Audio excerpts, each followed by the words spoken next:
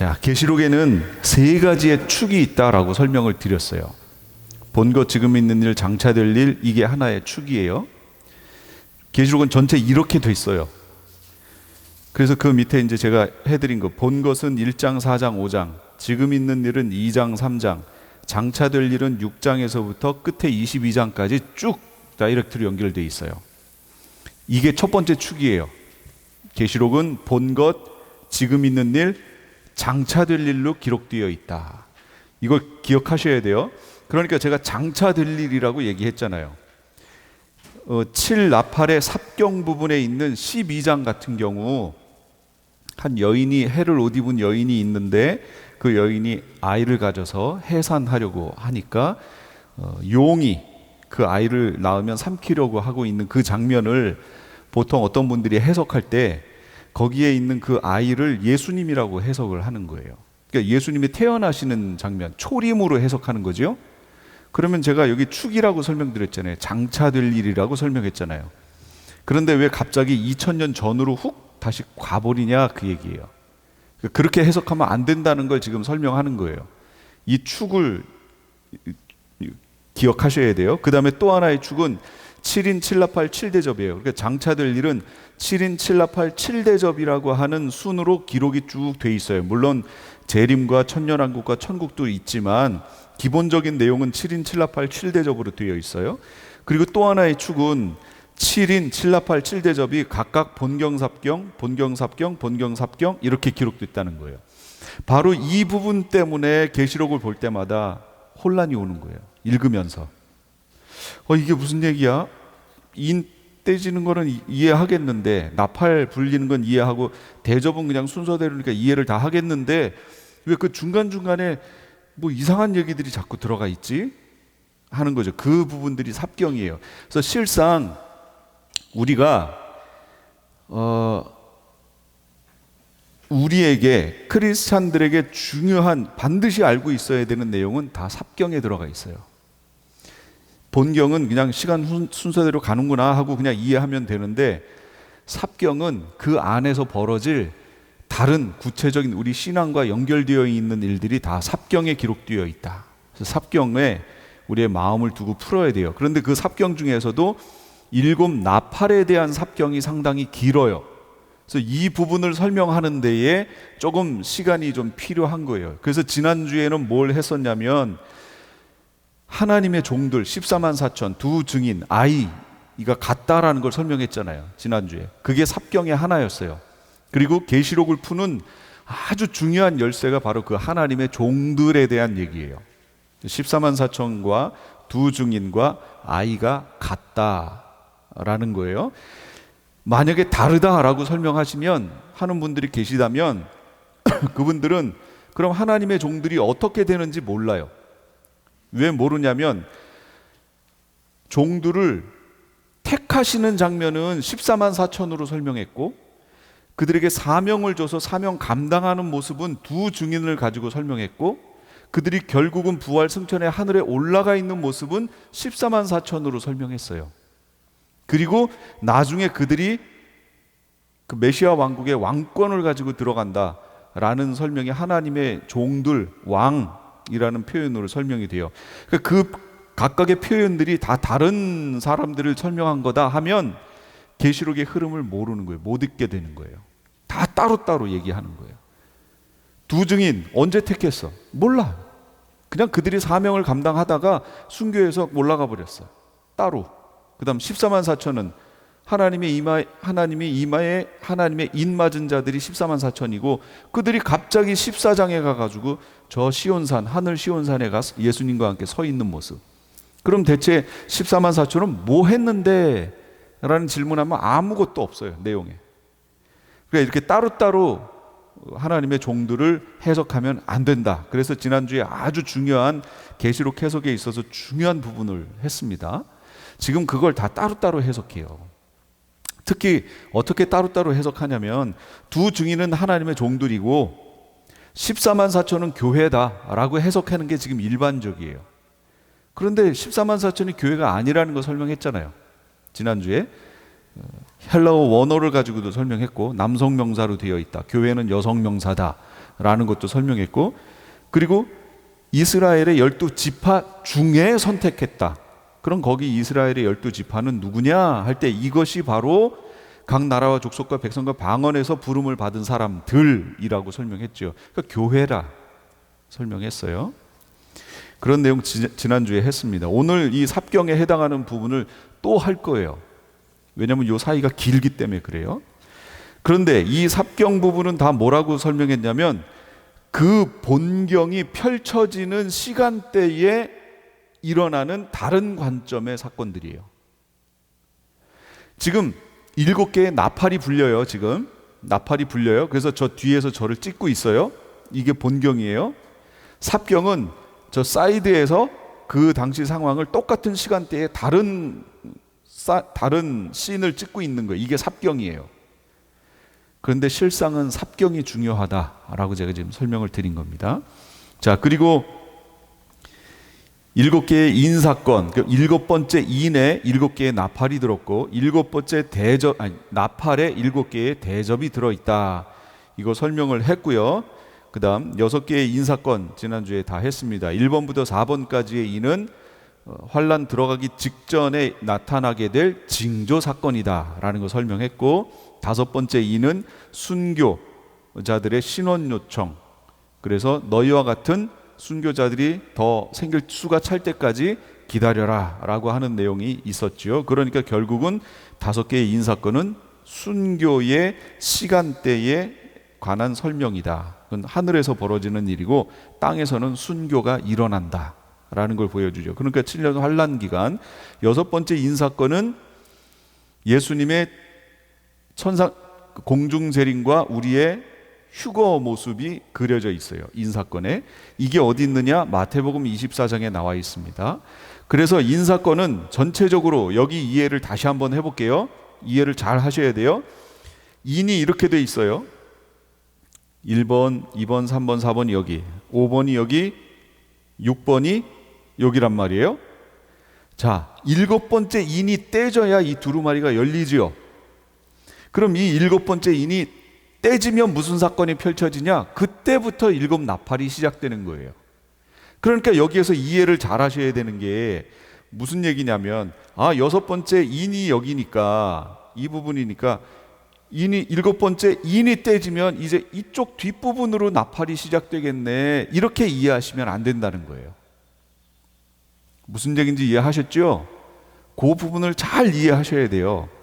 7번째 인이 떼지면 자, 이제 본격적으로 7년 환란에 대한 얘기가 시작된다, 이렇게 이해하셔야 된다는 거죠. 그럼 인사건은 뭔데요? 인사건은 환란기에 대한 총론이에요. 총론. 그래서 책의 목차와 같은 부분이라고 설명했잖아요. 목차는 끝부분까지 다 내용이 나와 있어요. 마지막 페이지까지 다 나와 있어요. 그러나 구체적인 내용은 없어요. 대략 이렇게 흘러간다라는 걸 보여주는 거지요. 그게 인사건입니다. 그래서 7번째께 불려야 돼요. 자, 6개의 나팔 사건. 6개의 나팔 사건은 7번째 인사건을 말하는 거예요. 자, 요 앞에서 지금 7번째 인이 떼지니까 바로 6개의 나팔 사건이 시작돼요. 왜 6개예요? 7개의 나팔 아닌가요? 7개의 나팔인데 6개 가지고 7번째 나팔이 바로 7 대접이 되는 거예요. 그거는 뒷부분에 가서 떨어지는 거예요. 그러니까 그거는 뒤에 가서 할 거예요. 자, 오늘은 6개의 나팔 사건에 대해서 설명을 할 겁니다. 그럼 6개의 나팔이 어떻게 불리느냐? 환란 기간 중에 1년에 하나씩 이렇게 불리는 거 아니냐? 아니요, 그렇게 안 불려요. 1, 2, 3, 4 여기까지 불리고 5번이 환란 중간에 5개월 전 부분에서 5번이 불려요. 그럼 6번이 환란 중간에서 불리게 되고, 그 6번째 나팔이 불리면서 이게 유브라데 전쟁이거든요. 이 유브라데 전쟁이 일어나면서 짐승이, 이제 이 부분은 다니엘서에서 할 거예요. 짐승이 권력을 잡게 되고 모든 통치권을 잡아서 이때부터 42달 동안 후 3년 반을 통치하게 되는 거예요. 그게 요 6번째 거예요. 그 다음에 이 7번째 나팔이 이 끝부분에 가서 불려요. 제가 조금 이렇게 띄어서 했지만 거의 끝부분에 가서 불려요. 이 7번째 나팔이 불리고, 계시록에는 제가 우리 휴거의 나팔이 없다고 그랬죠? 계시록에는 우리 휴거의 나팔이 없어요. 구약에 보면 우리 절기 설명할 때 제가 세미나 때 설명했죠. 매년 부는 나팔은 무슨 나팔이에요? 무슨 절기의 나팔? 뭐 잊어버리셨을 거라고 제가 알고 여쭤본 거예요. 상기시켜 보시라고. 매년 부는 나팔은 나팔절의 나팔이에요. 50년이라는 희년에 한 번 부는 나팔은 뭐예요? 대속죄일의 나팔. 예, 그 가을절기 설명하는 거예요. 지금 가을절기에 나팔절이 됐어요. 7월 1일이에요. 그 다음에 7월 10일이 되면 속죄일이에요. 그리고 그로부터 5일 후가 되는 7월 15일이 되면 장막절이 시작돼요. 이게 가을절기예요. 그런데 매년 나팔절의 나팔은 계속 불려요. 올해도 부르고 내년도 부르고 계속 불려요. 그런데 대속죄일의 나팔은 희년이 되는 해에만 한번 불려요. 이 나팔이 뭐냐? 이게 예수님 재림의 나팔이에요. 이 나팔 소리가 희년의 나팔이, 하나님의 나팔 소리가 바로 그 희년의 나팔 소리 얘기하는 거예요. 모든 것이 회복되는 나팔. 그래서 예수님의 재림인 거예요. 그러니까 계시록에는 나팔절의 나팔은 나오는데 희년의 나팔 소리는 안 나와요. 그거는 마태복음 24장이라든지 데살로니가라든지 이런 데에서만 나와요. 그러나 그건 언제 불리느냐? 7개의 나팔 중에 7번째 나팔이 불린 후에 불려요. 곧바로 불려요. 그 기간이 얼마가 되는지는 모르겠어요. 안 나왔으니까. 그러나 7번째 나팔이 불린 후에 불려요. 따라서 우리의 휴거는 언제다? 7번째 나팔이 불린 후예요. 그러면 7년 환란의 끝부분이라는 걸 알 수 있죠. 환란 들어가기 전에 우리가 휴거한다, 이거 세대주의적 종말론? 이거 아닙니다. 이건 아니에요. 나팔이 불리지도 않았는데 어떻게 거기서 불려요? 말이 안 돼요. 이건 절기로 봐도 말이 안 돼요. 어떻게 나팔절 나팔이 불리기도 전에 희년의 나팔이 먼저 불려서 우리가 올라가요? 이거 절기랑 거꾸로 됐잖아요. 안 맞다는 거예요. 적용을 해보면. 근데 그들은 왜 그렇게 얘기하느냐? 그들의 신학 때문에 그런 거예요. 무슨 신학이요? 마지막 7년은 한 일에는 이방 교회를 위해서 주어진 시간이 아니고 이스라엘을 위해서 주어진 시간이다. 그러므로 이 한 일회가 시작될 때 우리 이방 교회는 그냥 다 올라가 버린다. 이 시간은 이스라엘을 위해서 주어진 시간이기 때문에, 이 신학 때문에 그래요. 그런데 그런 관점이 성경에 어디 있어요? 그건 그들의 신학이죠. 세대주의적 신학 때문에 그런 거예요. 그래서 제가 신학은 안경이라고 설명하는 거예요. 안경. 어떤 안경을 꼈느냐에 따라서 보일 게 안 보이고요, 안 보여도 되는 것들이 너무 강조되는 거예요. 신학이. 그걸 잘 구별해낼 수 있어야 돼요. 되도록이면 그 안경을 벗는 게 좋겠죠. 벗으면 다 보여요. 그런데 그걸 다 벗는 사람은 없어요. 저도 여기서 지금 설명하는 것도 저만의 어떤 신학적 관점을 가지고 설명하는 거예요. 그렇죠? 기본 베이직은 저는 장로교 목사예요. 그러니까 칼빈주의적 관점이 기본 베이직이겠죠. 그러나 그 안에서 칼빈주의의 문제점에 대해서 제가 알고 그 부분을 빼버린 거예요. 다른 걸로. 그러고 나니까 제가 못 봤던 부분들이 막 보이는 거예요. 그리고 칼빈주의적 관점을 취하면 계시록을 해석하기 힘듭니다. 진짜로 힘들어요. 정말로 힘들어요. 우리는 지금 여기를 달려가고 있어요. 다시 이 그림 보세요. 짠. 이렇게 달려가고 있어요. 그 바로 앞에 못 보셨죠? 다시요. 그 앞에 지금 가 있어요. 바로 앞에 가 있어요. 자, 이게 구약에 있는 성막, 에 대한 설명인데, 여기에 검정 글씨로 언약궤, 분향단, 떡상, 금촛대, 물두멍, 번제단 있는 것들, 요것들은 구약에서 설명한 거고요. 계시록에서는 이걸 어떻게 설명하고 있냐면 보좌, 금제단, 7 금촛대, 유리바다, 제단, 이런 식으로, 떡상 이건 어린 양 이렇게 되겠죠. 이런 식으로 설명해요. 요게 성막하고 연결되어 있는 겁니다. 자, 오늘 내용을 이제 들어가는데, 6개의 나팔 들어가기 전에 기본적인 사항이 있습니다. 첫 번째는 1장 1절에 보니까 뭐라고 얘기 나오냐면 반 시간쯤 고요하더라. 7째 인을 떼실 때 하늘이 반 시간쯤 고요하더라, 이렇게 나와요. 7번째 인을 뗐으니까 7개의 나팔이 불리기 시작하는 거예요. 이 두루마리가 열린 거예요. 두루마리가 열리는데 반 시간쯤 고요했대요. 그럼 여기서 말하는 반 시간쯤 고요했다라는 말이 뭐냐? 이 표현이 첫째는 예루살렘 성전에서 오전 의식을 위해 분향하는 시간이에요. 그 시간을 반 시간이라고 표현해요. 여기 있는 단어로 그대로 써서. 또 이는 하나님 진노의 큰 날 재앙을 시작하기 직전에 긴장감을 표현하는 거예요.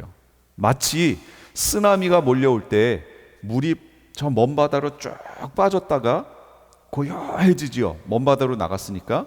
그 다음에 어느 순간에서부터인가 저 멀리에서부터 물보라가 쭉 허옇게 일어나면서 전체적으로 밀려오잖아요. 그 모습과 비슷해요. 이것이 멀리 있으니까 잘 몰랐는데, 조용하니까 몰랐는데, 이게 점점 가까이 오더니 우리 앞으로 왔을 때는 난리가 난 거죠. 어마어마한 배가 막 떠밀려 오고 빌딩이 그냥 넘어가고 집들이 떠내려가고 하는 대형 사고가 벌어지지요. 마치 이 시간이 그런 시간이라는 거예요. 이제 하나님의 진노가 시작되는 거예요. 그 직전에 고요한 시간과 같아요. 폭풍 전야라고 얘기하죠. 대환란 시작 전에 침묵 시간과 같아요. 그때 뭘 하고 있었냐면 모습이 분향을 하고 있다라고 나와요. 7째 인을 떼시니 기도에 대한 언급이 나오는데, 또 다른 천사가 와서 금향로를 들고 제단에 섰습니다. 그는 모든 성도의 기도에 향을 더해서 보좌 앞 금제단에, 금제단이 뭔지 아시죠? 이 앞에 보세요. 요게 금제단이에요. 성막이 있으면 밖에 번제단하고 물두멍이 있고 입구가 있고, 요거는 막히지 않았어요. 떡상이 있고 금촛대가 있고 분향단이 있고, 요 안에가 지성소예요. 요 사이가 막혀 있었는데 예수님의 죽으심을 통해서 이게 갈라졌다고 성경에서 나오지, 거기에요. 바로 그 앞에 분향단이 있는 거예요. 이게 향 피우는 거예요. 향. 그래서 제사장들이 와서 여기다가 향을 이렇게 피웁니다. 그 향을 피운다는 의미가 뭐냐? 이게 기도한다라는 뜻이에요. 이게 하늘 성전에서 되어지는 일을 이 땅에 가지고 와서 지금 설명하는 거잖아요. 보이는 성전으로 우리에게 설명해 주는 거지요. 그러니까 하나님 보좌 앞에서 금제단이 있는데, 그게 뭐냐면 거기서 향을 태우는데 향이 일어나요. 근데 이게 뭔가 하고 봤더니 이게 성도들의 기도란 말이에요. 기도가 성부 하나님에게 연락되어지는 모습을 지금 설명해 주는 거예요. 그 장면입니다. 그래서 여기 보시면 금 향로를 들고 제단에 섰습니다. 성도의 기도에 향을 더해 보좌 앞 금제단에 드리려고 많은 향을 받았습니다. 향의 연기가 성도들의 기도와 함께 천사의 손으로부터 하나님 앞으로 올라갔습니다. 하나님이 기도를 받으시는 거예요. 이 장면이 어디 있느냐? 누가복음에 나와요. 어느 날 제사직의 관례를 따라 제비를 뽑았는데 그가 주님의 성소에 들어가 분향하는 일을 맡게 됐다. 그러니까 제사하기 전에 분향을 먼저 하게 돼 있는데, 그 분향하는 일을 사가랴가 맡게 됐어요. 그가 분향하는 동안에 온 백성은 다 밖에서 기도하고 있었다. 그때 주님의 천사가 사가랴에게 나타나 분향하는 제단 오른쪽에 섰다. 그 설명이지요. 계시록 5장 8절. 그 두루마리를 취하심에 네 생물 24장로들이 그 어린 양 앞에 각각 엎드려 검은고와 향이 가득한 금 대접을 가졌는데 이 향은 성도의 기도들이라. 그러니까 향을 피워서 올리는 건 하나님께 기도 응답을 드리는 모습이에요. 그것을 이 땅에서 누가복음 1장 9절에서 지금 설명하는 거예요. 세례 요한의 아버지가 이 제비를 뽑아서 분향하는 일을 맡게 됐어요. 그때 밖에서 이 이스라엘 백성 뭐 하느냐? 기도하는 거예요. 똑같은 일이라는 거예요. 근데 그 다음 행동이 이제 중요해요. 천사가 그 다음 행동을 어떻게 하냐면 그 뒤에 천사가 향로를 가져다가, 조금 전에 이 향로에 뭐가 담겨 있었죠? 향로니까 물론 향이 담겼겠죠. 그런데 그게 뭐라고 그랬어요? 성도들의 기도라고 얘기했잖아요. 이게 다 태워져서 성부 하나님께 받아들여진 거예요. 그 다음에 이 향로를, 그 향을 담았던 이 그릇을 어떻게 하나 보세요. 거기에 제단불을 가득 채워서, 여기서 말하는 제단이 뭐예요? 이게 번제단 얘기하는 거예요. 이 성막, 이 문 바로 앞에 있는 번제단, 그 제단에 불을 채워서 땅에 던지니 천둥, 요란한 소리, 번개, 지진이 일어나요. 재앙은 성도들의 기도 응답으로 시작된다는 것을 말하는 거예요. 이 향로의 크기가 무슨 크기예요? 성도들의 기도를 담을 수 있는 크기잖아요. 거기에다 그만한 만큼의 불을 담아서 쏟는 거예요. 그러니까 재앙의 크기는 성도들의 기도의 크기다, 기도의 분량이다. 그러므로 이 마지막 때를 지나려면 기도하지 않으면 지날 수 없다. 성도들이 기도해야만 마지막 환난의 때를 능히 이기고 나갈 수 있다는 거죠. 그러니까 기도를 더 열심히 하셔야 돼요. 더 열심히 하셔야 돼요. 다섯째 인을 떼실 때 있었던 일 있죠. 땅에 거하는 자들을 심판하여 우리 피를 갚아주지 아니하시기를 어느 때까지 하시려나이까 라고 순교자들이 기도하고 있었잖아요. 제단에서. 그랬더니 그 수가 차기까지 하라. 이걸 통해 우리가 알 수 있는 게 있어요. 뭐냐? 하나님이 하시는 일은요, 그냥 되는 게 아니라 수가 있어요.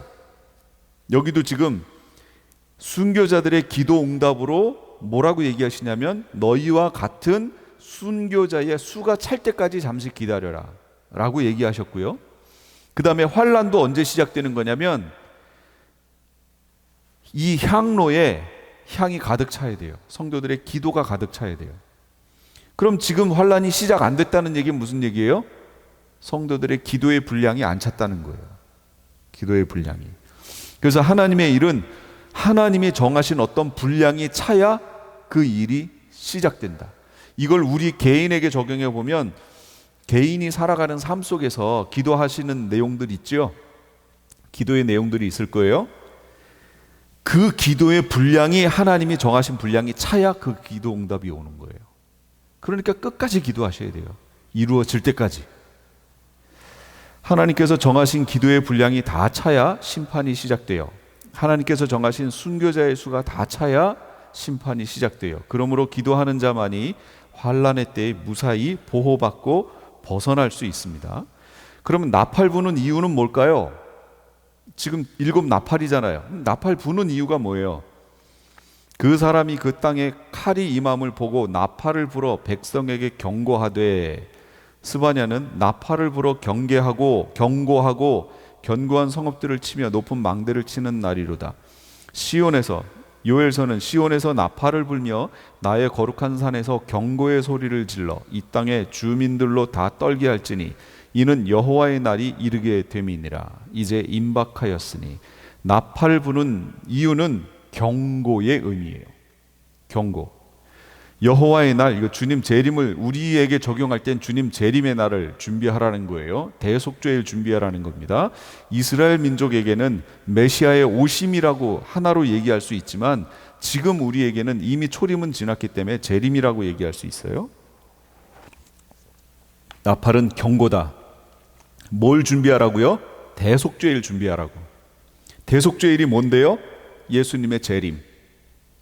그러니까 나팔 부는 이것을 통해서 예수님의 재림을 준비하라라는 내용이에요. 지금 이게 요엘서 같은 경우 그걸 정확하게 얘기를 해주지요. 그런데 나팔도 안 불렸는데 벌써 예수님이 저 공중에 재림에 오셨고 우리가 휴거돼 올라간다, 이러면 안 되죠. 진짜로 1992년 10월 28일 날 이장님 목사를 통해서 뭐죠? 그 책이 다가올 미래인가? 뭐 그런 책 하나 있었잖아요. 그걸 통해서 한국 교회도 난리 난 적, 여기는 어떤지 그때 제가 여기 없어서 몰랐는데 한국은 그것 때문에 난리 났었어요. 거기 아주 방송 3사가 가가지고 재림하신다고 그러니까 그거 찍겠다고 아주 휴거대 올라간다니까 그 찍는다고 난리 났고 사람들 막 손 흔들고 막 기도하고 난리가 났습니다. 푸도냈잖아요. 그런데 그 사람들이 지금도 주장해요. 뭘 주장하느냐? 그때 이미 예수님이 재림했대요. 공중에 이미 재림해 오셨대요. 이미 공중에 이미 재림해 오셨으면 그때 천사들을 보내서 나팔 불어 천사들을 보내서 사방 이 끝에서 모아야 되는데 그 장면이 지금 없는 거예요. 그럼 공중에 오셔서 혼자 뭐 하고 계시나 모르겠어요. 빨리 좀 그냥 불러주시지. 네 번째 나팔까지 해석의 열쇠. 이 계시록에서 7인 7나팔 7대접은요 4343이에요. 흐름이 4343. 인 사건도 네 번째 인까지의 내용하고 그 말 사건이었죠. 그 다음에 5, 6, 7 내용이 달랐죠. 그것처럼 이 나팔도 네 번째까지 나팔하고 5, 6, 7개의 나팔이 성향이 좀 달라요.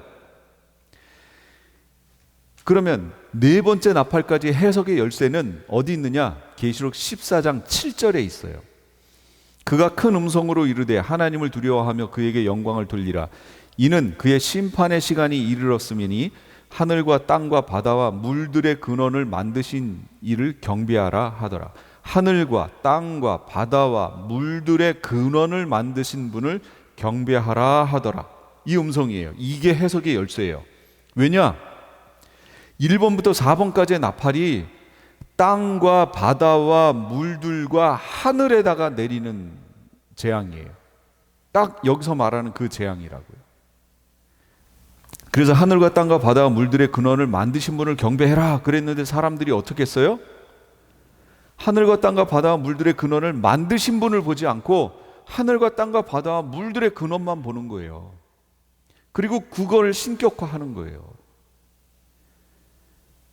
이런 거죠. 강아지한테 저거 가져와 저거 가져와 하면은 우리가 보는 거는 저건데 강아지는 어떻게 해요? 제 손을 이렇게 핥고 있는 모습. 그걸 연상해 보세요. 그런데 이것을 보면서 우리는 답답하다고 그러잖아요. 아니 저거 가져오래니까 걔는 여기를 막 핥고 있어요. 답답하죠? 그런데 우리 인간이 그러고 있다는 거예요. 그걸 만드신 분을 봐라고 자꾸 얘기하는데 그걸 보는 거예요.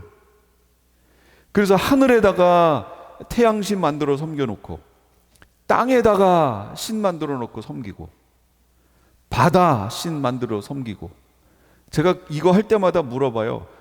심청이가 왜 임당구에 빠졌어요? 거기 왜 빠진 거예요? 용왕님한테 제사하려고 산 그 제물로 바쳐진 거잖아요. 바다신이잖아요. 바다신. 그 다음에 물은 뭐 있어요? 물을 신성시하는 데가 어디 있어요? 어느 나라예요? 인도 겐지스강. 그 강을 신성시하죠. 어마어마하게 신성시합니다. 그런데 실제 저희 아들 녀석이 인도 선교를 갔었어요. 그래서 거기 사진도 찍어오고 그랬는데 그 강이요 어마어마하게 더럽대요. 그리고 그들이 그 밑에서 몸 씻고 하고 막 있는 그 윗부분에서요 화장터가 있어가지고 거기서 화장하고 그거 다 뼈 빠가지고 거기다가 뿌린다는 거예요. 그 강이 신성하니까 그 강에다 뿌린다는 거예요. 위에서는 지금 이 화장해가지고 그거 빻아가지고 뿌리고 밑에서는 그거 가지고 신성해가지고 막 목욕하고 막 하루 일찍 와가지고 그걸로 씻고 이러고 있다는 거죠. 그 물이 신성하다고. 그러니까 그걸 만드신 분을 보라고 성경이 얘기하는데 그걸 보는 거예요 자꾸. 지금 강아지가 이렇게 하면 여기 핥는 거하고 똑같은 거 지금 인간이 하고 있는 거예요. 그러면서 똑똑하다고 생각해 사람들이. 계시록 14장에는 영원한 복음이 나와요. 이 하늘과 땅과 바다와 물들의 근원을 만드신 분을 경배해라. 이게 첫 번째 복음이에요. 오늘날 네가 섬길 자를 정하라라는 거죠. 그래서 이 마지막 때는 정확히 정하셔야 돼요. 내가 무엇을 신성시하고 섬길 것인가 정하셔야 돼요.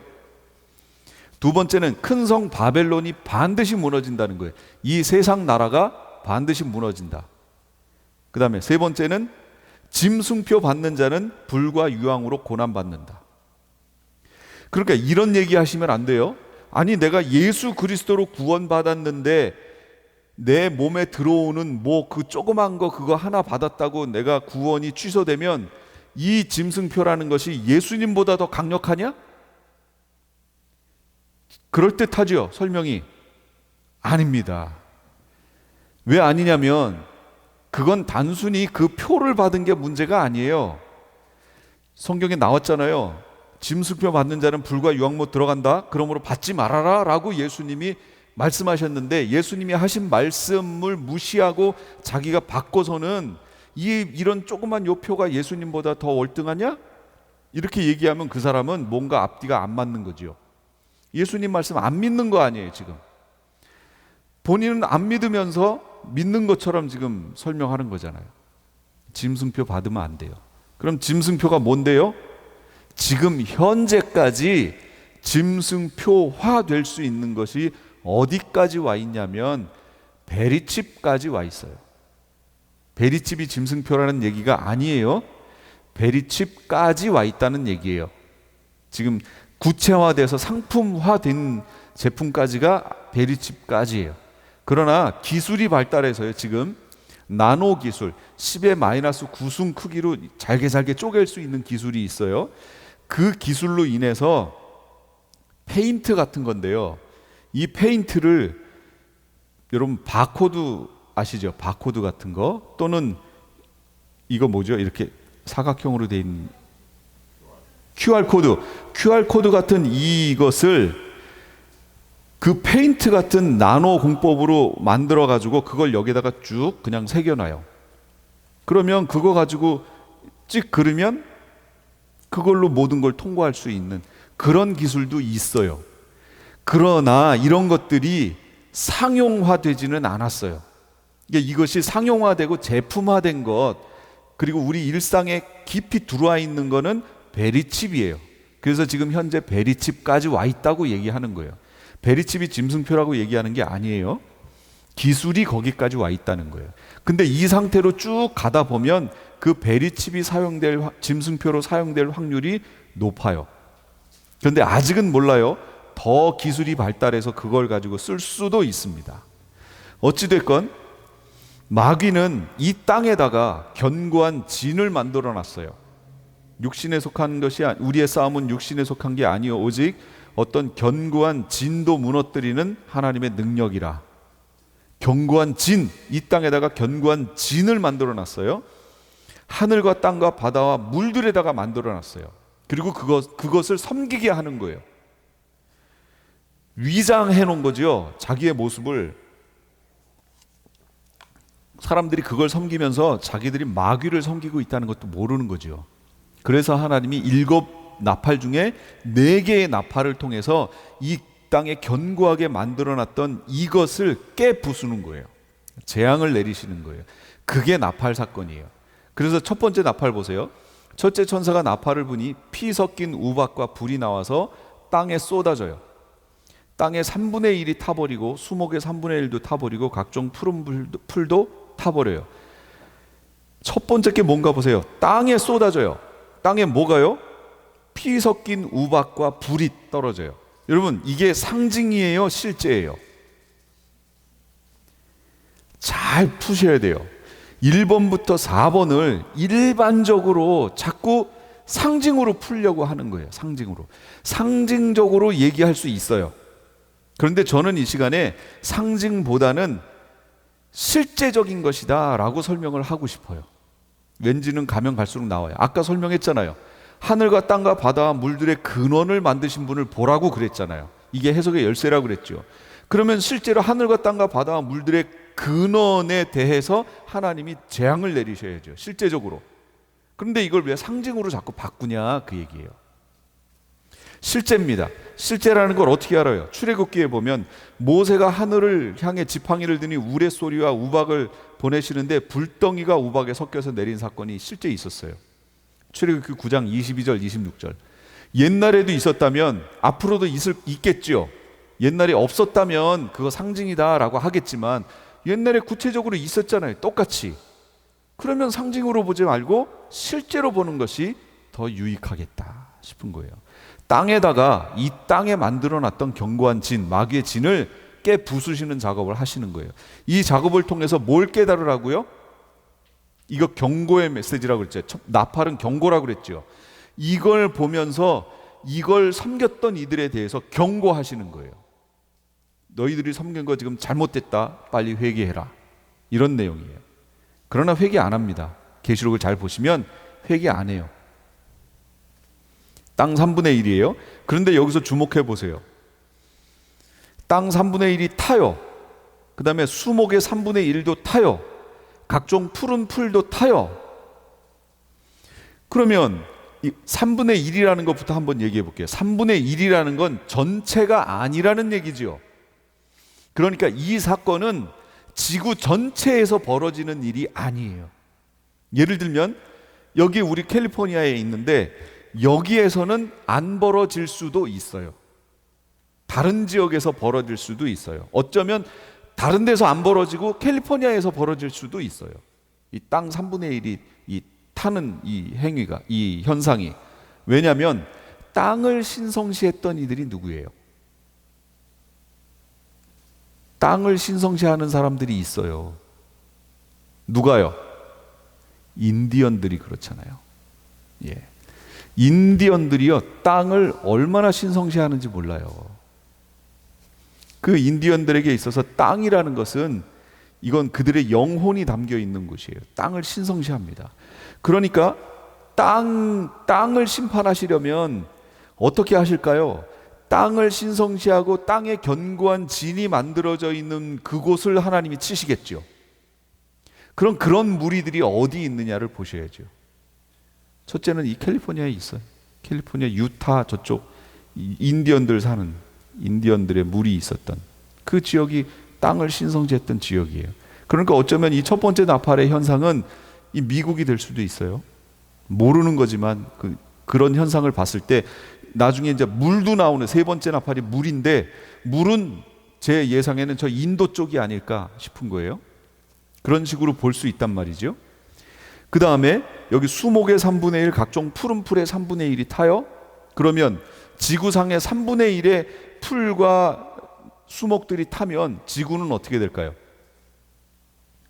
아니 여기 조그만 어떤 산 하나만 타도 이 일대가 그 타는 냄새가 가득해지잖아요. 제가 예전에 글렌데일 저 산 위쪽에 제일 위쪽에 살았었는데 저쪽 편에 그 어디예요? 거기서 불이 나가지고 제가 밖으로 나왔는데 집에 앉아 있는데 허연 거 같은 게 뭐가 쑥 집 앞으로 막 지나가고 뭔가 이상해요. 그래서 문을 딱 열었더니 이 타는 냄새가 그냥 나더라고요. 그래서 밖으로 나왔더니 그 타는 연기가 저희가 산이니까 거기로 이렇게 해서 연기가 지나가는 거예요. 와, 약간 무섭더라고요. 이쪽으로 오면 어떡하나 그런 생각이 드는데 산 하나 탔다고 지금 그러잖아요. 근데 이건 산 하나가 아니에요. 지구에 있는 땅의 3분의 1이 그렇게 된다고요. 수목의 3분의 1이 그렇게 돼요. 풀의 3분의 1이. 그러면 어떻게 돼요? 지구 전체가 이 타는 연기로 인하여 뿌옇겠죠. 그리고 그 냄새로 가득하겠죠.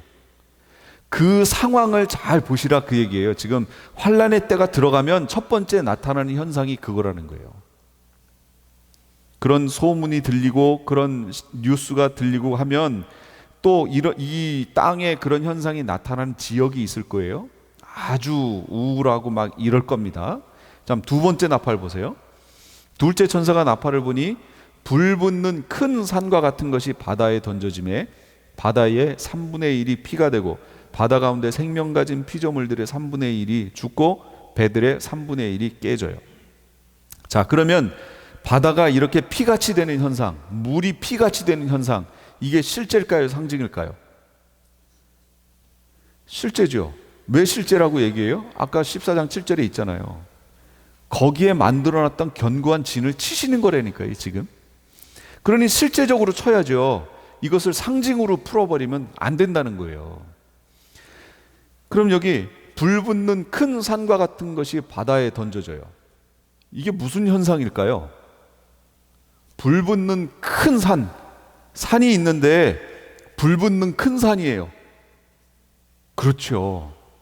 그럼 이 바다는 어느 바다가 이런 현상이 나타날까요? 이건 추측해 볼 수 있어요. 태평양, 인도양, 대서양, 막 남북, 남해, 북극 이렇게 있을 때 어느 바다가 전체 5대양의 3분의 1에 해당할까요? 제일 큰 이 대양이 어딜까요? 그 태평양이에요. 제가 그래서 찾아봤어요. 그냥 하는 얘기가 아니에요. 태평양이 제일 커요. 그런데 공교롭게도 태평양을 중심으로 어떻게 돼 있어요? 불의 고리가 형성돼 있어요. 환태평양 조산대라고 그래서. 지금 여기에서 화산 터지고 지금 난리가 났습니다. 계속해서. 일본도 난리가 났고 그 밑에 인도네시아에서 그 밑으로 해서도 계속 지금 터지고 있고요. 옐로스톤이 지금 점점 가운데가 이렇게 높아지고 있는 거 아세요? 옐로스톤 밑에 어마어마한 양의 마그마가 있습니다. 지금.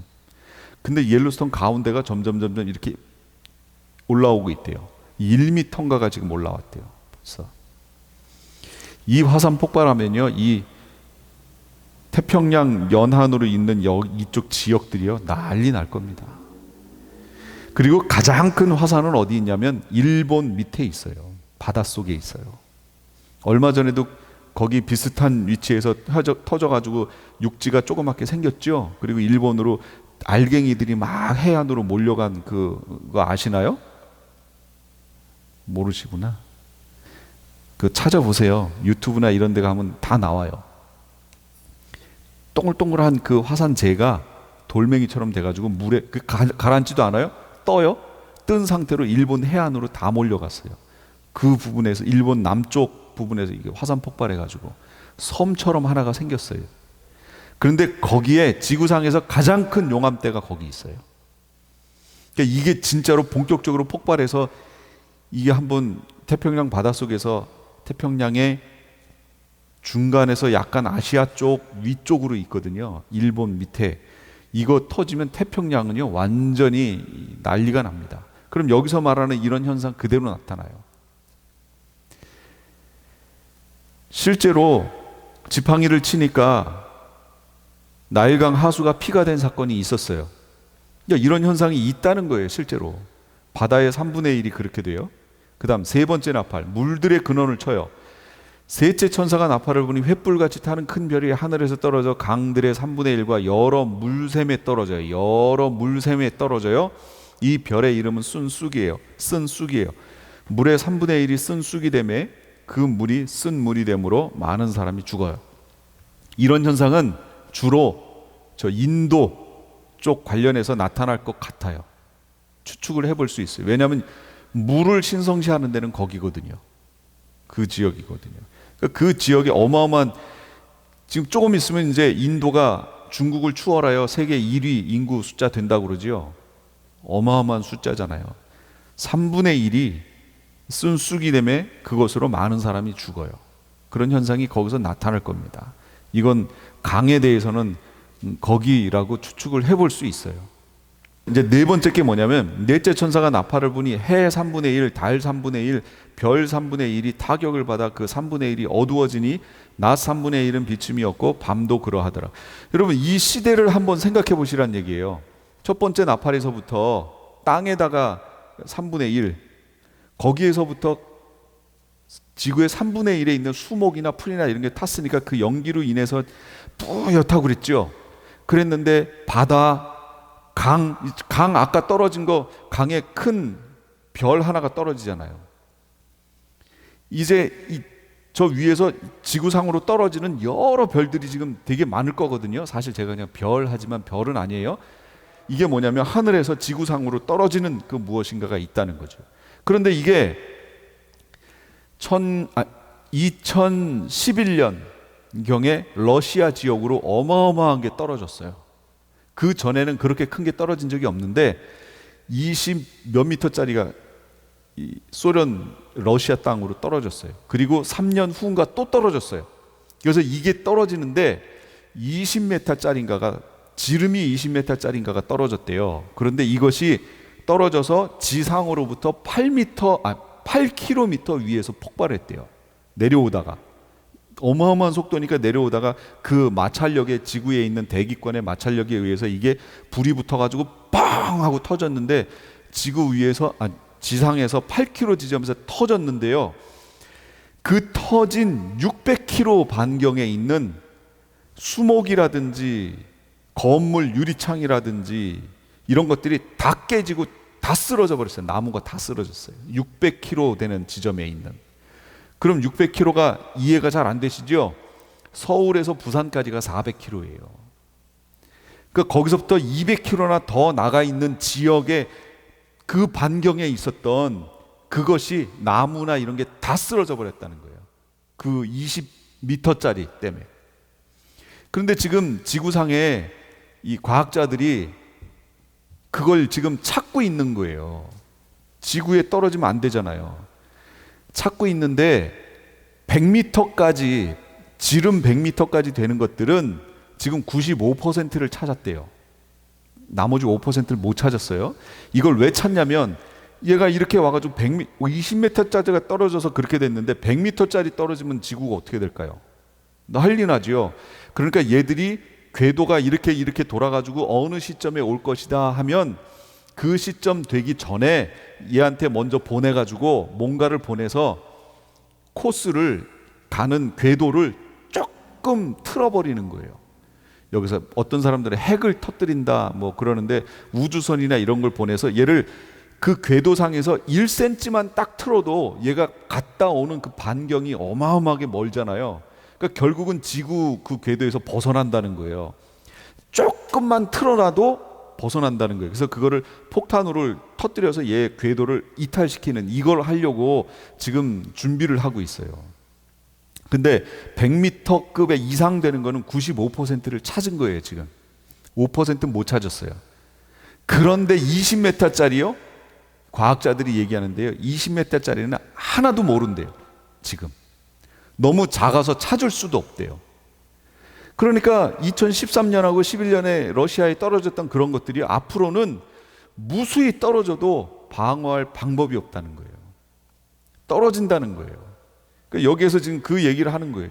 지금까지는 하나님이 보호하셨지만, 돌보셨지만 이 환란의 때가 되면 하나님이 그것을 이 땅에다가 그냥 떨어뜨리시겠다는 거죠.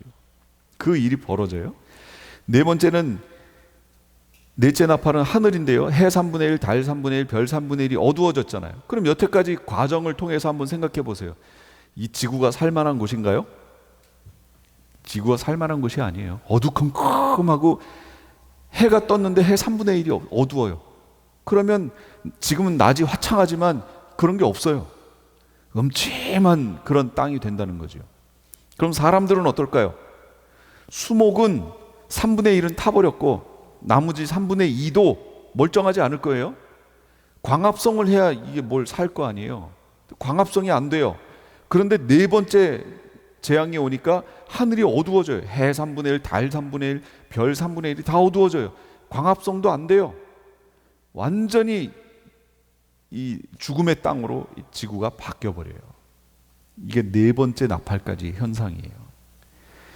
그래서 이사야서에 보면 여호와의 날, 곧 잔혹히 분냉과 맹렬히 노하는 날이 임하여 땅을 황무케 하며, 여호와의 날, 아까 뭐라 그랬어요? 예수님 재림의 날. 그 중에 죄인을 멸하리니, 그러니까 이 현상이 대부분 누구에게 일어나요? 죄인들에게 그 현상이 나타난다는 거예요. 하늘의 별들과 별떨기가 그 빛을 내지 아니하며 해가 돋아도 어두우며 달이 그 빛을 비추지 아니할 것이로다. 얘기하잖아요. 똑같이 얘기하지요. 지금 표현만 조금 다를 뿐. 하늘 3분의 1이 이렇게 됩니다. 그래서 이거예요.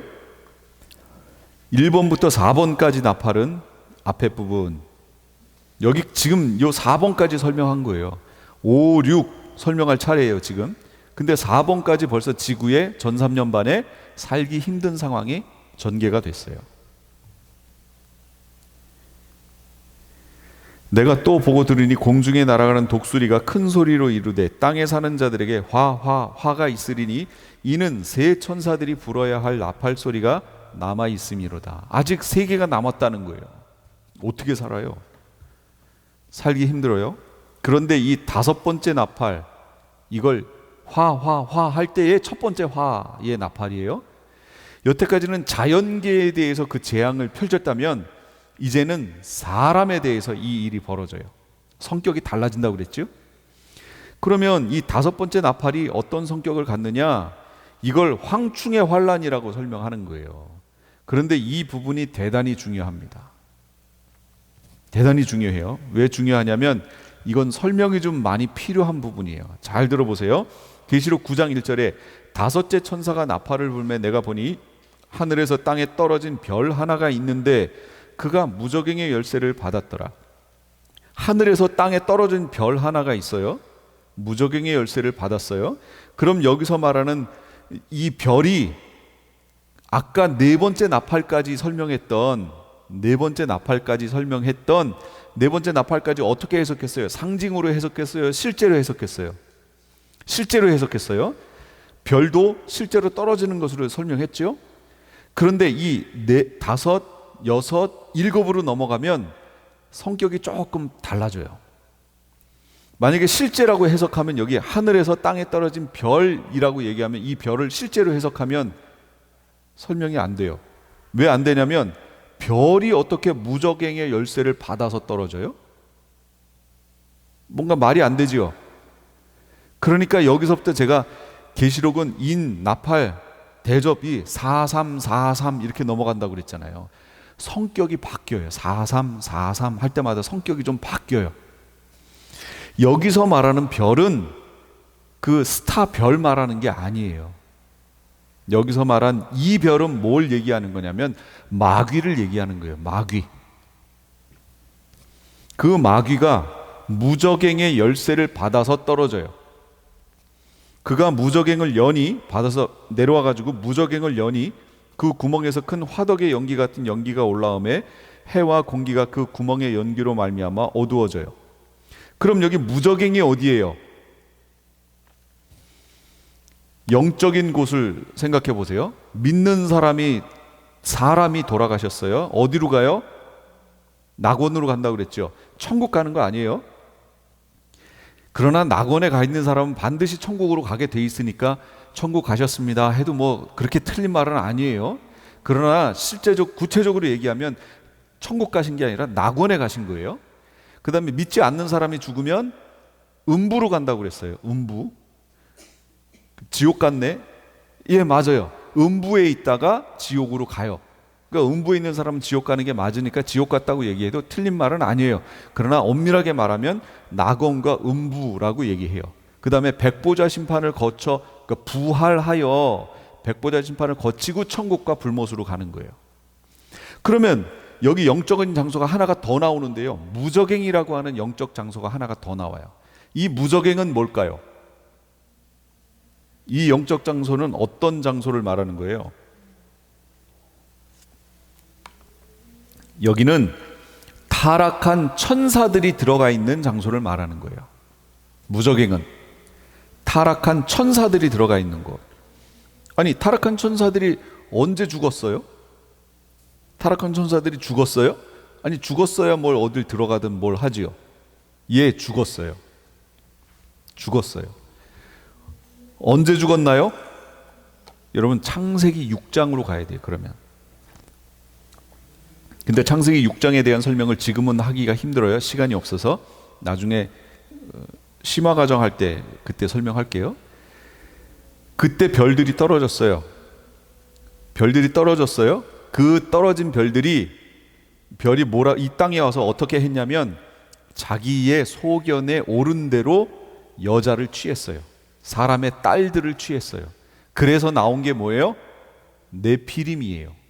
그런데 하늘의 별들이니까 천사들이란 말이에요. 이 마귀도 천사잖아요. 한 종류잖아요. 그러니까 이 천사들이 와서 어떻게 사람과의 사이에서 자녀를 생산할 수 있지요?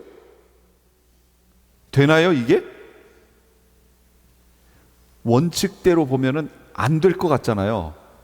그런데 천사들이요, 육체를 입을 수 있어요. 하나님이 금하셨을 뿐이에요. 하나님이 허락하시면 할 수 있어요. 그래서 구약 성경을 보세요. 아브라함을 찾아왔던 세 천사가 있잖아요. 그 중에 한 분은 누구냐면 이게 성자 하나님이에요. 그분의 한 분이. 그래서 이 성자 하나님이 아브라함하고 그 소돔 고모라 멸망에 대한 얘기를 같이 나누시는 거예요. 그 장면이 성자 하나님 얘기예요. 삼위 하나님 중에 육체를 입고 오시는 분은 성자 하나님 한 분이에요. 성령 하나님도 영이잖아요. 성부 하나님도 영으로 계시죠. 육체를 입고 오실 수 있는 분은 성자 하나님 한 분이에요. 그래서 다니엘서에 보면 다니엘이 환상 중에 보는데 하늘에서 인자 같은 이가 라고 설명합니다. 왜 인자 같은 이예요? 육체를 입으시기 때문에 그래요. 육체를 입으시기 때문에. 그런데 다니엘서는 예수님 초림하시기 전 상황인데요. 예, 그 상황이에요. 근데 이미 인자 같은 이라고 봐요. 성부 하나님이나 성령 하나님을 보고 인자 같은 이라고 설명한 적이 없어요. 왜냐하면 육체의 형상을 입고 계시지 않기 때문이에요. 그러나 성자 하나님에 대해서는 인자라고 표현을 합니다. 이게 무슨 얘기냐면 하나님이 허락하시면 육체를 입고 행동할 수 있다는 거예요. 그래서 두 천사가 롯을 찾아가잖아요. 소돔과 고모라에. 롯을 찾아가서 그들이 이 천사를 영접하지요. 그랬더니 밖에서 오늘 이 밤에 너희를 찾아온 그 두 사람 내놔라, 우리가 상관하리라 그러잖아요. 어떻게 소돔 고모라 사람들이 이 천사를 알아보죠? 영체인데? 영체가 아니었던 거지요. 뭐예요? 육체를 입고 있었던 거지요. 그러니까 소돔과 고모라 사람들이 알아봤죠. 오늘 이 밤에 너희 집으로 들어간 사람들 내놓으라고 그러죠. 상관하리라는 성관계 갖겠다는 거예요. 그러니까 얼마나 타락한 지역이에요, 거기가. 그러니까 오늘 이 밤에 너희 집에 들어온 그 두 사람 내놓으라는 거죠. 그랬더니 이 천사 둘이 이들의 눈을 멀게 하고 롯을 들여와가지고 이 가족들을 모아서 다음날 빨리 나가게 했잖아요. 그런 상황, 그거 계속 설명하면 길어져요. 결국은 천사들은 하나님의 허락하심 안에서 육체를 입을 수 있었어요. 그러나 창세기 6장에 있는 네피림을 생산했던 그 타락한 천사들은 하나님의 허락 없이 그들이 그렇게 해버린 거예요. 그래서 그걸 타락이라고 얘기하는 거예요. 그리고 성경 거기에 잘 보시면 여러분 이들의 수한이 120년이 될지라 라고 설명 나왔잖아요. 그러면 이거를 자꾸 현재에 있는 우리 인간 수명으로 자꾸 봐요. 그 당시는 어떤 시대인데요? 969세 살던 시대거든요. 969세 살던 사람들이요 500대로 또 살게 돼요. 그리고 나서 200대에 살게 되고 그리고 지금으로 가는 거예요. 거기서 말하는 120년을 산다는 얘기는 육체를 입고 타락한 이들의 수명 얘기하는 거예요. 타락한 천사들 수명 얘기하는 거예요. 그래서 그들이 거기서 죽잖아요. 그리고 그들로부터 태어났던 이들, 네피림들, 그들도 죽지요. 그들이 어디 가느냐? 무저갱으로 가는 거예요. 무저갱. 그들이 천사들이 가 있는 위치는 달라요. 이건 제 얘기가 아니고 성경에 있는 거예요. 유다서라든지 베드로전서라든지 여기 보시면 나와요. 또 할 거예요. 그 부분에 대해서도. 그때 더 자세하게 하도록 할게요. 그래서 여기 하늘에서 떨어진 별이 누구냐? 그게 용 얘기하는 거예요. 12장에 가면 그 설명이 나와요. 하늘에 전쟁이 있으니 미가엘과 그의 사자들이 용과 더불어 싸울세 용과 그의 사자들도 싸우나 이기지 못하여 다시 하늘에서 그들이 있을 곳을 얻지 못한지라 큰 용이 내쫓기니 곧 옛뱀 마귀라고도 하고 사탄이라고도 하며 온 천하를 꿰는 자라 그가 땅으로 내쫓기니 이게 떨어진 거예요. 아까 별 떨어진 사건 12장하고 연결되어 있어요. 그의 사자들도 그와 함께 내쫓겼어요. 그러니까 여기서 말하는 떨어진 별, 그건 용, 사탄 말하는 거예요. 그래서 요 앞에 요 그림 보세요. 제가 여기 설명하는 그림을. 하늘은 3층 천으로 되어 있습니다. 이건 제 얘기가 아니고 바울의 얘기예요. 내가 그리스도 안에 있는 한 사람을 아노니 그는 14년 전에 셋째 하늘에 세 번째 하늘에 갔다는 얘기예요. 3층 천이지요. 이끌려간 자라. 그가 낙원으로 이끌려가서 말로 표현할 수 없는 말을 들었으니 사람이 가히 이르지 못할 말이로다. 보세요. 그 셋째 하늘을 뭐라고 설명해요? 지금 낙원이라고 설명하는 거예요. 그러니까 지금 믿는 이들이 죽으면 바로 이 셋째 하늘이 낙원으로 가는 거예요. 셋째 하늘 낙원으로 가요. 자, 이렇게 돼 있어요. 셋째 하늘이 돼 있다고 지금 바울이 설명하지요. 그럼 셋째 하늘이 어떻게 돼 있느냐? 3층 천은 낙원이에요. 2층 천은 뭐냐? 스페이스 얘기하는 거예요. 우주 얘기하는 거예요. 1층 천은 뭐냐? 이건 새들이 나는, 여기 대기권 안에 있는 생물체가 살아있는 그 지역을 얘기해요. 그리고 우리는 땅에 있는 거예요. 이렇게 있었고, 마귀는 어디에 존재했느냐? 마귀는 공중 권세 잡은 자예요. 공중 권세 잡은 자. 이건 뭐냐면 2층 천까지를 얘기하는 거예요.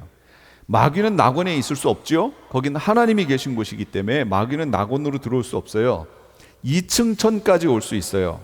하나님이 허락하시면 잠시 들어올 수는 있겠죠. 에베소서, 그때 너희는 그 가운데 행하여 이 세상 풍조를 따르고 공중의 권세 잡은 자를 따랐으니 곧 지금 불순종의 아들들 가운데 역사하는 영이라. 공중 권세 잡은 자, 이 마귀예요. 그게 2층 천이란 얘기예요. 그런데 거기에 미가엘은 낙원에서부터 출발하겠죠. 미가엘은 7 천사장 중에 군대 장관 얘기하는 거예요. 전쟁을 하는 그 미가엘이 일어나서 요 앞에 그림을 보세요. 용하고 싸워요, 하늘에서. 그리고 요 지점에서 마귀가 더 이상, 여기가 좀 2층 천이에요. 요 부분이, 여기 이렇게 내려온 요 부분이 2층 천입니다. 여기에서 더 이상 하늘에 있을 곳을 얻지 못해요. 미가엘과의 싸움에서 져요. 그래서 여기서 어떻게 하느냐? 땅으로 떨어져요. 땅으로 내려와요, 용이. 그러면서 시작된 재앙이 뭐냐? 환란이 뭐냐? 그게 황충의 환란이에요. 황충의 재앙. 그걸 제가 지금 설명하려고 하는 거예요. 그럼 이 현상이 왜 나타나야 되느냐? 예수님이 처음에 어디로 재림하셔야 돼요? 공중으로 재림하셔야 돼요. 그러니까 공중으로 재림하시려면 공중을 평정해 놔야죠. 마귀를 쫓아내야죠. 그래야 공중으로 재림하시죠. 그래서 미가엘이 일어나서 그걸 싹 청소하는 장면이에요. 예수님이 공중으로 임하셨어요. 그리고 우리를 공중으로 불러 올리시는 거예요. 그렇기 때문에 이 현상이 먼저 있어야 돼요. 그게 12장하고 계시록 12장하고 설명이에요. 그럼 다섯 번째 나팔 무저갱이란 유다서 1장 6절 보세요. 또 자기들의 처음 신분을 지키지 아니하고 자기들의 거처를 떠난 천사들을, 자기들의 있어야 될 위치를 떠난 천사들 나오지요. 큰 날의 심판 때까지 영존하는 사슬로 묶어 어둠 밑에 예비해 두셨는데, 어둠 밑에라고 말하는 여기가 바로 무저갱 말하는 거예요. 그러니까 그들을, 자기의 거처를 떠난 그 천사들, 자기 신분을 지키지 않은 천사들, 천사라고 하는 신분을 지키지 않은 이들을 무저갱에 가두셨다. 베드로후서 2장 4절, 하나님께서는 죄 지은 천사들을 용서 없이 깊은 구렁텅이, 이게 무저갱이에요. 깊은 구렁텅이에 던져서 심판 때까지 어둠 속에 갇혀 있게 하셨습니다. 베드로후서 2장 4절. 무저갱이에요. 그래서 무저갱은 뭐냐? 죄 지은 천사들을 가두는 곳. 그래서 예수님하고 군대 귀신 들린 그 귀신들의 대화 속에서 그 귀신들이 예수님께 뭐라고 그래요? 무저갱으로 들어가라 하지 마시기를 간구하더니 그러잖아요. 자기들을 무저갱으로 넣지 말라는 거예요. 어찌됐건 이 땅에서 활동하는 게 귀신들도, 타락한 귀신들도 좋다는 거죠. 5달 동안 괴롭게만 하라. 그러나 그들을 죽이지는 못하게 하시고 5달 동안 괴롭게만 하게 하시는데 그 괴롭게 함은 전갈이 사람을 쏠 때의 괴롭게 함과 같더라. 이게 무슨 얘기냐면, 그렇게 해서 용이 내려와서 무저갱의 열쇠를 받았어요. 수동태예요. 자기가 이렇게 찬탈해서 가져온 게 아니고 내려갈 때 그 열쇠를 받았어요. 주신 거예요. 그러니까 하나님의 계획이라는 거죠. 그러니까 마지막 날 심판 때까지라고 하셨으니까 바로 그 심판의 시간이 됐기 때문에 하나님이 키를 줘서, 무저갱의 열쇠를 키를 줘서 용으로 하여금 가지고 내려가게 하신 거예요. 그렇다면 용이 내려올 때까지의 상황을 보세요. 타락한 천사들이 있는 위치를 보세요. 첫째, 공중 2층 천에 존재하고 있죠. 거기에 지도부들이 존재하고 있어요. 더러운 영들의. 그 다음에 이 땅 위에 타락한 더러운 영들이 있어요. 그래서 이 땅에다가 견고한 진을 만들어 놨어요. 아까 그래서 1번부터 4번까지 나팔이 그거라고 그랬잖아요. 그 진을 깨는 거, 재앙. 그 다음에 또 어디에 존재해요? 이 타락한 천사들이 무저갱에 있어요. 그런데 이걸 잘 보시면 나팔이 그 5번째 나팔 때 미가엘이 일어나서 그들을 다 하늘에서 2층 천에서 정리를 해버렸어요. 땅으로 떨어뜨렸어요. 근데 용이 밑으로 내려오니까, 내려와서 보니까 땅에다가 견고한 진을 자기가 만들어 놨었는데 이 견고한 진이 어떻게 됐죠? 다 파괴가 돼 버렸어요. 이제 믿을 건 뭐예요? 무저갱에 갇혀 있는 더러운 영들이죠. 그래서 이 무저갱을 열어서 그 영들을 불러내는 거예요. 타락한 천사들을 마지막에 활동하도록. 그래서 불러냈어요. 불러냈더니 이 더러운 영들이지요. 타락한 천사니까 영들이지요. 영체잖아요. 이 영체들이 나와서 그 영체의 모습으로 활동한 게 아니고, 이 부분을 잘 보셔야 돼요. 그 영체의 모습이, 황충이라는 게 뭐예요? 메뚜기 말하는 거 아니에요. 왜 황충이라고 그래요? 왜 메뚜기라고 얘기해요? 메뚜기가 한 마리가 이렇게 활동하는 모습이에요? 메뚜기를 언급할 때는 뭘 얘기할 때 메뚜기를 얘기하죠? 메뚜기 때 얘기할 때 메뚜기를 언급하죠. 그것처럼 이 더러운 영들이 어마어마한 숫자의 영이 나왔는데, 이 영들이 실제적으로 사람들에게 영향을 미치려면, 여기 지금 죽음을 생각하는 통증이 있는 그런 괴로움이잖아요. 그럼 영들이 어떻게 이런 괴로움을 주지요? 사람에게? 그래서 이 현상이 뭐냐면, 그 더러운 영들이 나와서 사람들에게 들어가는 모습이에요. 이걸 불교적 용어로 빙의된다고 얘기하죠. 사람들에게 씌우는 거예요. 그리고 씌워진 그 사람들에 의해서, 귀신에게 점령당한 사람들에 의해서 그 나머지 사람들이 괴로움을 당하는 모습을 지금 설명하는 거예요. 이 황충의 환란이라는 게. 그런데 여기에서 이제 우리가 생각해야 될 게 있어요. 이 환란의 대상, 이 재앙의 대상이 누구냐면 하나님의 입맞지 않은 자들이잖아요. 그러면 하나님의 입맞은 자들이 누구예요? 우리 앞에서 했잖아요. 하나님의 입맞은 자들이 누구예요? 하나님의 종들, 14만 4천 두 증인 아이였잖아요. 아니 그러면 성도들 중에는 하나님의 입맞지 않은 사람이 훨씬 많죠. 그럼 그 사람들은 어떻게 되는 거예요? 이 환란을 당할까요? 예, 당해요. 바로 이 부분이 문제라는 거예요. 이 부분에서 우리를 하나님이 지키셔서 이런 환란을, 이런 재앙을 안 당하게 하실 것이다. 그래가지고 뭐라고 얘기하냐면 바로 그 입맞은 사람이 교회다라고 해석하는 거예요. 그래서 교회는 이 재앙을 당하지 않는다, 이렇게 말하는 것이 바로 무천년적 해석의 방법이에요. 그러니까 14만 4천을 교회라고 해석할 수밖에 없는 거예요. 해석해야 돼요. 그래야 우리가 보호받거든요. 그런데 저는 계속 얘기했잖아요. 14만 4천은 교회 안에서 구별된 하나님의 종들이라고 제가 설명했죠. 그럼 나머지 흰옷 입은 무리에 들어가는 교회는 어떻게 돼요? 이 괴로움을 받습니다. 그걸 어떻게 아느냐고요? 이 괴롭게 함과 같더라 할 때 괴롭게만이라고 하는 원어의 뜻이에요. 이게 고문, 시금석으로 테스트라는 뜻이에요. 황충의 환란은 성도들을 외부 세력, 악한 세력들로부터 우리를 테스트하는 마지막 테스트예요. 이 황충의 재앙이.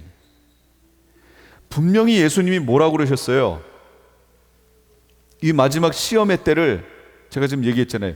무슨 때라고요? 이 7년 환란을 시험의 때 이렇게 얘기했잖아요. 시험의 때. 근데 우리를 이것을 시험이라는 것을 자꾸 그냥 넘어가요. 열심히 공부했어요. 그럼 내가 어느 정도 알고 있는지를 뭘 거치면 알아요? 그렇죠. 시험 보면 알죠. 내가 공부를 잘했는지, 선생님은 잘 가르쳤는지 그 평가를 뭘로 해요? 시험의 때. 시험 보면 알아요. 우리 신앙이 바른 신앙인지를 뭘 보면 알아요? 시험 보면 알아요. 그 마지막 시험이 이 황충의 환란이에요. 그래서 믿는 이들에게는 황충의 환란 이렇게 얘기하는 거예요. 안 믿는 이들에게는 황충의 재앙 이렇게 표현하는 거예요. 이 부분이. 그렇기 때문에 누가복음 보세요. 21장 19절. 너희의 인내로 너희 영혼을 얻으리라. 그러나 끝까지 견디는 자는 구원을 얻으리니 성도들의 인내가 여기 있나니 그 속에 뿌리가 없어 잠시 견디다가 말씀으로 말미암아 환난이나 박해가 일어나는 때에 곧 넘어지는 자요. 그러니까 뭐 하라는 거죠? 끝까지 인내하라는 거죠.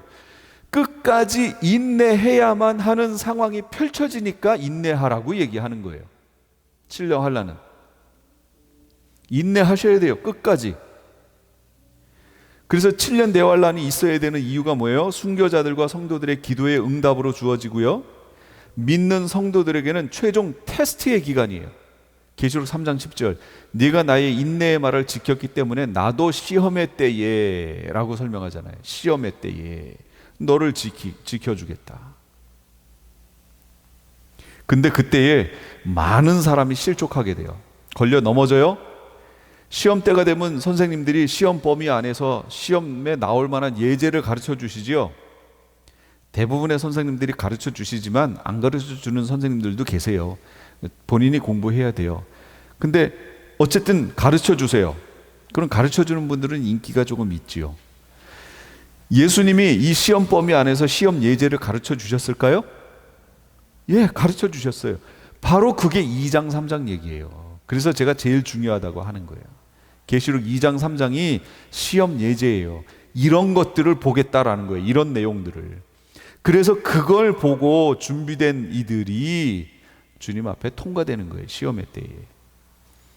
5번째 나팔이 불리면 낙원의 문이 닫혀요. 그러나 그들을 죽이지는 못하게 하시고 이렇게 설명 나와요. 지켜주시겠다는 거예요. 죽이지 못하게 하신다는 거예요. 고통은 있지만 죽지는 못해요. 그날에 사람들이 죽기를 구하여도 죽지 못하고 죽고 싶으나 죽음이 그들을 피하리로다. 그러면 이게 무슨 일이죠? 자, 여기 보세요. 앞에 그림 보세요. 제가 설명했어요. 성도들이 육체가 죽으면 낙원으로, 비성도가 죽으면 음부로 가요. 영체의 상태예요. 그런데 백보자 심판자리가 되면 그때는 부활체가 되잖아요. 부활체. 그럼 육체를 다시 입는다는 거예요. 그렇게 되면 어떻게 돼요? 낙원에 있던 이들은 천국으로, 음부에 있던 이들은 불못으로 들어가게 돼요. 자, 이렇게 들어가요. 그런데 잘 보세요. 지금 우리가 7년 환란으로 들어왔어요. 1번, 2번, 3번, 4번까지 나팔이 불렸어요. 여기까지 살았어요. 자, 5번 나팔이 불렸어요. 이 황충의 환란이 시작됐어요. 5번째 나팔이 시작됐어요. 그럼 황충의 환란이에요. 그런데 이것이 고통이 있는 거예요. 우리의 신앙의 테스트예요. 시험 보는 거예요. 고통이 있는데 죽음 직전까지 고통이에요. 얼마나 이 고통이 심한지. 죽음 직전에 고통이에요. 그런데 여기서 죽으면 어디 가요? 믿는 성도가 여기서 죽으면 낙원으로 가겠죠. 그런데 성경은 뭐라고 그래요? 안 죽는데요. 죽이지는 못하게 하시고 그랬잖아요. 5개월 동안 죽는 사람이 없어요. 믿는 사람이건 안 믿는 사람이건 죽는 사람이 없어요. 황충의 기간 동안에 죽음이 그들을 피하리로다 그러잖아요. 죽지 않아요. 그러니까 낙원으로 가는 사람이 있어요, 없어요? 없어요. 음부로 가는 사람이요? 없어요. 갑자기 문이 닫혀버렸어요. 그런데 성경에 보니까 그 후 지나가서 14장으로 가니까 또 내가 들으니 하늘에서 음성이 나서 이르되 기록된 바 지금 이후로 주 안에서 죽는 자들은 복이 있도다. 성령이 이르시되 그러하다. 그들이 수고를 그치고 쉬리니 이는 그들의 행한 일이 따름이라. 지금 이후로 죽는 자들? 지금 이후로 죽는 자들이 생겨나기 시작해요. 또 그때가 언제냐? 6번째 나팔 사건. 유브라데 전쟁 때부터 다시 죽어요. 그런데 그때부터 죽는 것은 그냥 자연사가 아니에요. 어떤 죽음이냐면 순교란 말이에요. 순교. 그래서 이 그림을 보세요. 여기 제가 6번째 나팔 유브라데 전쟁부터는 후 3년 반이 시작돼요. 이때부터는 순교예요. 자연사가 아니에요. 순교예요. 그러니까 여기에서 성도들이 생명을 보존해야 될 이유가 있는데, 그들은 왜 보존되어야 하냐면 메시아 왕국에 들어가서 백성으로 자녀 생산을 해야 하기 때문에 그들의 생명이 보존되어야 해요. 부활체가 되면, 물어봤죠 예수님한테, 부활하면 어떻게 되느냐 그랬더니 예수님이 부활하면 천사들과 같이 된다고 얘기하셨어요. 그럼 뭐예요? 천사들은 자녀 생산 안 하잖아요. 그런데 그걸 억지로 그 하나님이 정하신 룰을 벗어난 타락한 천사들이 구약에서 자녀 생산을, 네피림을 생산했던 거 아니에요. 그래서 그들이 저주받아서 노아 홍수를 통해서 다 죽었던 거 아니에요. 그런데 그 후에도 또 타락한 천사에 의해서 또 만들어졌어요. 그 거인족이. 실제로 다윗이 가서 싸웠던 그들 중에는 거인이 있었어요. 존재했고요. 다윗이 또 누구랑 대표적인 거인이 누구예요? 골리앗. 인중에다가 이거 물매 던져서 맞췄던 그게 누구예요? 그게 거인족, 네피림족, 거인족이란 말이에요. 그 후에도 또 그런 현상이 있었어요. 그건 뭐예요? 천사들이 또 타락했다, 또 타락했다. 그걸 말해주지요. 근데 지금은 그렇게 막 골리앗 같은, 물론 뭐 서장훈 같은 이런 사람이 2m 조금 넘는 요 정도는 있지만, 그렇다고 그건 거인이라고 얘기하지 않지요. 그런 거인이 없는 것으로 봐서 그 후로는 예전처럼 이렇게 타락한 천사들이 있지는 않은 것 같은데, 하나님이 정하신 룰 안에 머물러 있어야 돼요. 그러면 부활체들은 자녀 생산 못해요. 그렇기 때문에 부활하면 안 돼요. 그 얘기는 죽으면 안 된다는 얘기예요. 그냥 생명을 보존하여 휴거했다가 그냥 내려와야 돼요. 그래야 메시아 왕국에서 자녀 생산을 합니다. 그렇기 때문에 후 3년 만에 그걸 하려면 어떻게 해야 돼요? 생명을 보존시켜야죠. 보존시켜야 되니까 이들이 후 3년 만에 그냥 노출되면 다 죽으니까 이들을 따로 보호해야 될 위치가 따로 존재하는 거예요. 그걸 뭐라고 하느냐? 그걸 예비처라고 하는 거예요. 그걸. 예비처 얘기는 다음 주에 나올 거예요. 물론 이제 내일 토요일 하게 되는 거지만 지금 오시는 분들은 다음 주에 하게 되겠죠. 유브라데에 결박했던 네 천사가 놓이면서 나팔 가진 6째 천사가 말하기를 큰 강 유브라데에 결박한 네 천사를 놓아주라. 그래서 그 년, 월, 일시에 이르러 사람 3분의 1을 죽이기로 준비된 자들. 실제로 이 전쟁이 벌어져요. 이건 다니엘서 가서 더 구체적으로 볼 내용들이에요. 2일 후에 네 천사가 땅 네 모퉁이에 선 것을 보니 땅 사방의 바람을 붙잡아 바람으로 하여금 땅에나 바다나 각종 나무에 불지 못하게 하더라. 왜 이렇게 했어요? 하나님의 종들의 이마에 인칠 때까지 불지 말아라 라고 얘기했었잖아요. 그게 바로 이 6번째 유브라데 전쟁 6번째 나팔에서 드디어 불리는 거예요. 그래서 바람은 전쟁이라고 그랬죠. 네 강대국이 벌친 4개의 세력이 펼치는 그 전쟁이 유브라데 지역에서 벌어지고, 이것이 그 년, 월, 일시에 사람 3분의 1을 죽이기로 된 전쟁이에요. 3분의 1이 죽어요. 순식간에. 14만 4천 하나님의 종들의 이마에 인치기까지 불지 못하게 했었어요. 유브라데 전쟁이 일어나요. 그 년, 월, 일시라고 했기 때문에 이건 순식간에 3분의 1이 죽는 전쟁이에요. 그럼 지금 현재 이렇게 될 수 있는 전쟁은 핵전쟁밖에 없어요.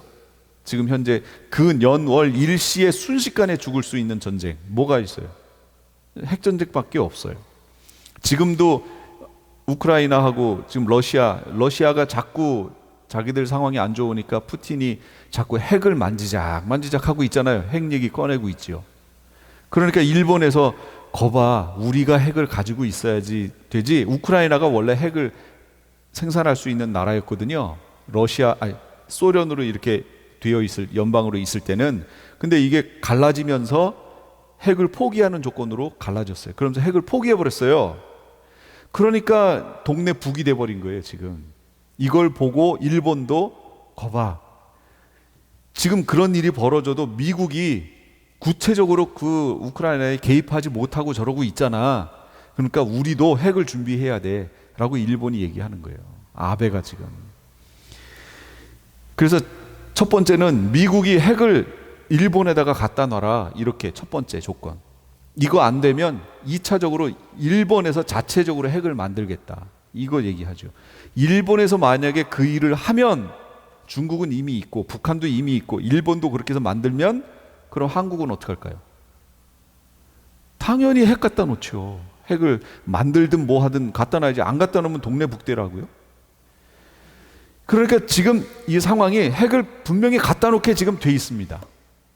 갖다 놓을 거예요. 그래야 핵전쟁 벌어지지요. 준비하는 거예요. 지금 상황이 그 상황으로 가고 있는 거예요. 유브라데 전쟁이 일어나요. 불과 연기와 유황으로 말미암아 사람 3분의 1이 죽어요. 그런데 이거 보세요. 이 성경이 기록된 게 언제예요? AD 90년경이에요. AD 90년경에 불과 연기와 유황이 있었어요? 물론 연기나 불 이런 건 있었지만 무기로서의 이런 현상, 여기 대포가 빵 쏘면 앞에서 연기 훅 나가 불이 확 나가는 이런 현상이 이 당시에 있었나요? 없었어요. 그런데 그 현상을 요한은 본 거예요. 근데 그걸 어떻게 표현해요? 몇십 년 전만 해도 사람들이 TV 갖다 놓으면 그 안에 사람 들어갔다고 막 사람 찾으려고 이랬잖아요. 이랬는데 2000년 전에 있었던 요한이 그런 상황들을 보고 그걸 어떻게 표현할까요? 저건 탱크야 라고 여기다 써놓을까요? 아니죠. 그래서 불과 연기와 유황으로 말미암아 이렇게 표현하는 거예요. 사람 3분의 1을 죽이기로 돼 있는 거예요. 세계대전이 벌어져요. 지금까지 죽는 무리가, 지금까지 있었던 무리를 사람 숫자를 80억으로 치면 인사건 통해 4분의 1이 죽는다고 그랬죠. 20억. 네 번째 나팔까지 3분의 1, 그러니까 20억. 유브라데 전쟁으로 3분의 1, 그래서 나머지의 3분의 1이니까 13억. 따라서 이때쯤 되면 남는 인구는 27억쯤 됩니다. 27억이면 현재 인구의 정확히 3분의 1이에요. 현재 인구의 3분의 1이 남으면 이 세상은 썰렁할 겁니다. 하나님이 예비하신 곳이 있다고 그랬죠? 얼마든지 있어요. 그때 되면. 이때 가면 알아요. 그리고 14만 4천이라는 하나님의 종들이 그곳으로 인도할 거예요. 그러니까 걱정 안 해도 돼요. 그래서 아까 황충의 환란이 있었죠? 그 황충의 환란 때문에 그 고통을 당하던 이들이 그걸 벗어나서 가는 거예요. 예비처로. 그 환란 때문에 그것이 계기가 돼요. 가는 거예요. 이제 그건 내일 할 내용이, 다음번에 할 내용이니까 그때 더 보도록 할게요.